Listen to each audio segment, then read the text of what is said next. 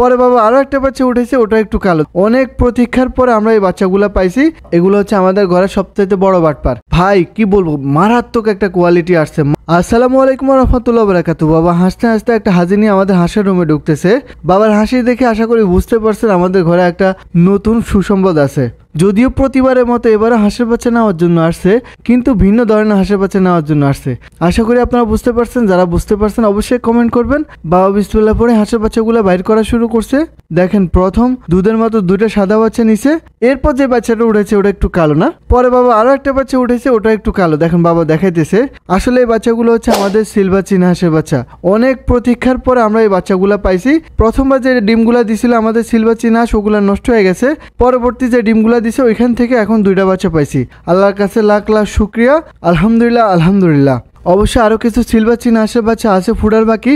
ওইগুলো ফুটতে আরো সময় লাগবে, সম্ভবত 7 থেকে 8 দিনের মতো লাগবে। ওইগুলো ফুটলে অবশ্যই জানাবো। তো বাবা বাকি যে বাচ্চাগুলো আছে সবগুলো বাচ্চা নিয়ে আনিছে হাজির মধ্যে, সরি ঝুড়ির মধ্যে নিয়ে আনিছে। তারপর প্রতিটা ঘরে দেখতেছে আর কোনো ডিম ফুটার সম্ভাবনা আছে কিনা। পরবর্তীতে দেখতেছে না আর কোনো ডিম ফুটবো না, তো বাবা সুন্দর মতো বক্সটারে আটকে দিছে। আর এখান দিয়ে দেখেন ক্যারেটের মধ্যে একটা হাঁসে অনেকগুলো ডিম নিয়ে বসে রয়েছে।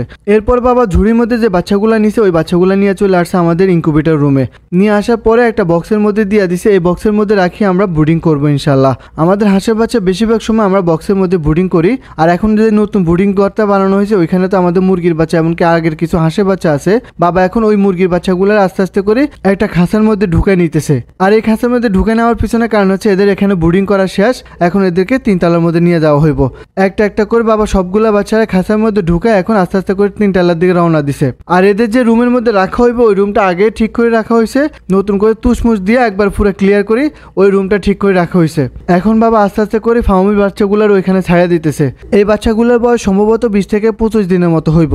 এই ফার্মের বাচ্চাগুলোর সাথে একটা মল্টেড কুসিন আছে, আর একটা হচ্ছে বাপ মল্টেড কুসিন, আর আমাদের মহারাজের একটা বাচ্চা আছে। একটা একটা করে বাবা সবগুলা বাচ্চারা এখানে ছাড়িয়ে দিতেছে। বড় হওয়া পর্যন্ত এরা এখানেই থাকবো। আর আমাদের কাছে অনেকে ফার্মি মুরগির বাচ্চা চাইছেন, এখন তো দেওয়া সম্ভব না, ছোট। তো যখন বড় হইব আমি ভিডিওর মাধ্যমে জানা দিব, তখন আপনারা যোগাযোগ করিয়েন। এরপর বাবা চলে আসছে আমাদের কবুতরের লফটের মধ্যে। অনেকদিন পরে আমাদের কবুতর লফটটা আপনাদেরকে দেখাইতেছি। আমাদের কবুতর লফটের কোনো উন্নতি নাই, আগের মতোই আছে, তবে কিছু বাচ্চা হয়ে গেছে। আর বাবা দেখেন হাত দিয়ে দেখাইতেছে। এই যে নতুন কবুতরগুলো দেখতেছেন না, এগুলো হচ্ছে আমাদের সিলভার সিরাজি এমনকি লাল সিরাজি ক্রস। তবে দেখেন মাশাআল্লাহ কবুতরগুলোর কোয়ালিটি কতটা সুন্দর। বাচ্চাগুলো ক্রস হইলেও কোয়ালিটি খারাপ আসে না, ভালোই আসছে।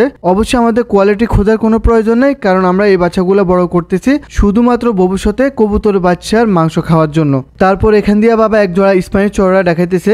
একটা হচ্ছে ইন্দোনেশিয়ান স্প্যানিশ চড়া আর একটা হচ্ছে ব্লু স্প্যানিশ চড়া। দেখেন বাবা দুইটা কবুতরে 2 হাতে নিয়ে আনিছে। এই কবুতর জোড়া আমরা ছাড়া দিমু, আপনাদের যদি কারো পছন্দ হয় যোগাযোগ করতে পারেন। তারপর বাবা কবুতর জোড়া রাখি দিছে।